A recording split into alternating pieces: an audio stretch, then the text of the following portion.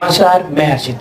आज मैं बात कर रहा हूँ एक ऐसे दुर्लभ पक्षी के बारे में जो हमें छोड़ के पूरी तरह भारत से जाने वाला है। जी हाँ, उसके सर पे जन्म के साथ ही एक टीका लगा हुआ है जो कि ब्लैक कलर का है, जिसकी फोटो आप ये देख सकते हैं। इसका नाम है बोगुनव्यू।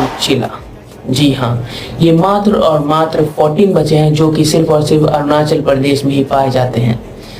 इनकी प्रोटेक्शन के लिए गवर्नमेंट कुछ भी नहीं, लेकिन वहाँ के जो आदिवासी है उन्होंने करीबन 1470 हेक्टेयर का एरिया उनके प्रोटेक्शन के लिए दान दे दिया है। जी हाँ, लाइक और सब्सक्राइब जरूर करें।